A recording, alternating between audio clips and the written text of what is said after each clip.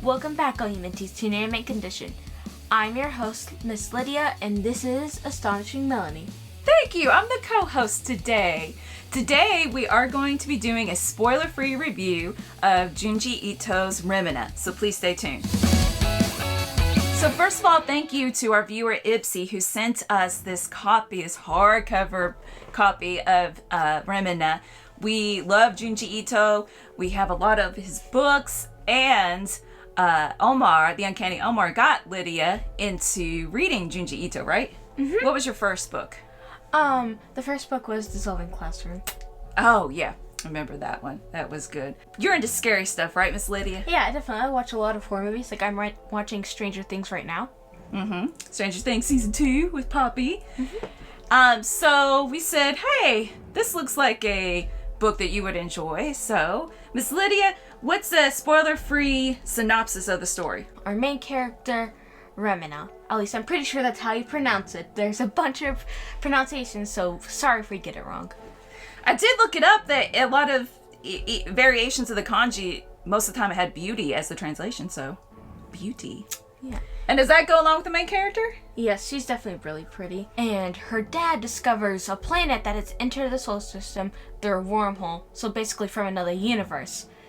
And he names it after his daughter, so that's why, Remina's name is, the title of the book. And it's not a pretty planet. No.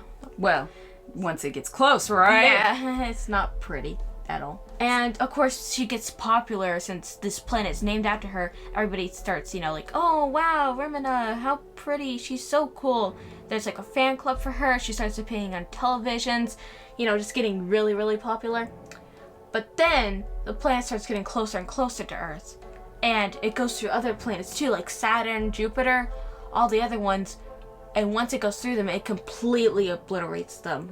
Once it just reaches them, they just destroy completely. And it reaches Earth, but it stops. So people, like any good person would do during the apocalypse, they start blaming Remina and her dad for this. They think that killing them is the solution to this. Isn't that right? Yep, and in fact, that's the first page. You see a whole crowd yelling, kill her. And she is tied to a cross. So they think, get rid of this planet. Let's kill her namesake. They must be connected. Or its namesake. Yeah. That's what all people do during the apocalypse. Any good person would do that. Okay, Lydia. Honestly, not much characterization with the main character, Remina, or any of the characters, right? So, what's Remina like? She's like a rag doll. People constantly push her around. Literally. Yeah, seriously. And most of the time, she seems to just have bland, only getting afraid and stuff. But, sure, I like the reactions on her face, but still, she barely has any personality besides, oh, she's afraid sometimes, and she's really pretty. And it makes sense for it, the focus being the horror of a planet-eating planet. Unicron. Yeah, Unicron. I know there's this one guy that you don't like, Manishi. What did he do? He's a coward. At the first sign of danger, he runs away, and once they find him again, he's constantly like, oh, Remina, I'm so glad that you're safe. And, it sort of repeats over and over again, and him just running away, and then once he sees her, he's like, oh my gosh, I'm so glad that you're okay, my love. And it's very, very annoying, and I hate him. There you go. So let's talk about some dramatic moments, spoiler-free. I think the first time it kind of just hit me is when this unimportant guy gets shot. And for some reason, do you remember, what I'm talking about? Yeah. For some reason, I was like, oh, dude. I think because it wasn't horror, it was the soldiers doing it. I don't know. But that's what first hit me, other than Remina itself, right, Lydia? Mm-hmm. Another dramatic moment would be probably when Remina starts attacking, by licking the planet Earth. It's definitely weird. But, a natural phenomenon occurs. I thought it was pretty interesting, weird, and I even wondered, would that happen? Yes, I did too. I was like, well, I mean, this book definitely has fantastical elements, which all of his stories do. I mean, you're already suspending belief because there's a giant planet that has come out of a wormhole. I just never would think that what happens would happen. Yeah. So, he's a very creative person. Definitely. Let's talk about the dialogue. I think that the crowd itself is a character, right? Yeah, definitely. Like, they sort of just move as one. They talk as one. Like, sort of sometimes there's different people shouting, but most of the time it's just them all shouting one thing at the same time. Yeah. So, yeah, it feels like one character. I mean, of course it's a story, so that has to be an element, a device, that one person yells in the crowd and everybody follows. But yeah, the crowd really did have its own personality. And that kind of adds to the insaneness, right? The craziness of the insanity of this planet coming to Earth, and everybody kind of acts as one to kill Remina, like brainwashed or something. The dialogue at the beginning also reminded me of a sci-fi B movie. And Lydia, what did you think I meant by that? I thought she meant the B movie, like the bad movie. B-E-E movie? Yeah. You know, like Granny watches with MST3K. Yes. Yeah, like just the futuristic design choices he has for the artwork. I'm not saying it's bad, it just with the dialogue reminded me of, hey, this is kind of fun. It's like a B movie. So you've already seen some of the artwork as we've been talking about it, but let's get specific with some elements in the artwork. So here we have the hardcover, shiny with kind of a matte feel on the side. I met Remina's eye, and what happened? Dun dun dun!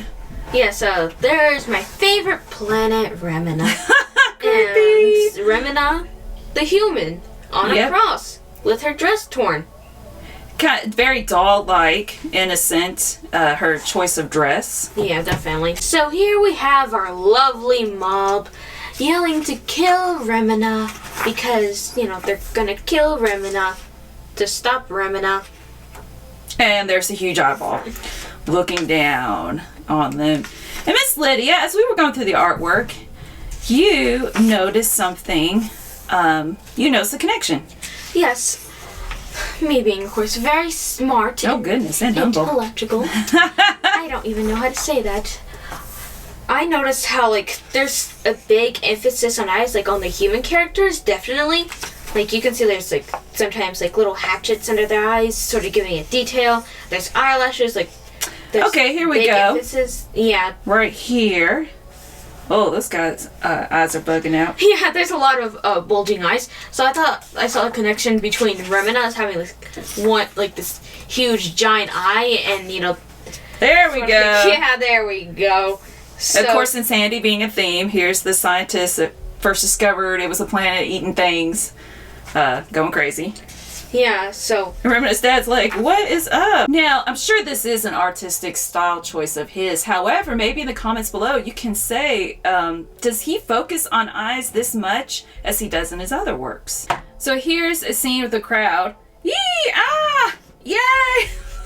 But look, right? He had to draw a different person every time in a crowd. And there's the shading you were talking about under the eyes. And look at that. Woo! Remina! Okay, and finally, Earth is reflected in Remina's eye. Dun dun dun. Yeah, you can see how huge it is compared to planet Earth. And you can see its lovely mouth. Very lovely lips. So there you have it. We really enjoyed this book. Lydia, Miss Lydia, what is your score? I give it an 8.5 out of 10. Like, I really like the artwork. I just enjoy the story, especially since, like, what you pointed out, like, it sort of sounded like a B movie. I always like those for no reason. I give it an 8 out of 10. I was going to give it a 7.5 for the story, but yeah, think about the artwork. Now I got to bump it up to 8 out of 10. I know, Miss Lydia, you have a goal now of reading all of the Junji Ito that we own. Mm-hmm. Right? And, because horror is your thing. Yes, I love horror. Thumbs up for good parenting. Thank you guys so much for watching. Please hit like and subscribe. Thank you to our Patreons. And there's a few more days as of the publishing of this video for a 15% off sale at our spread shop. Link in the description below to get some fun merchandise. Until we meet in the next video, stay minty. Stay minty.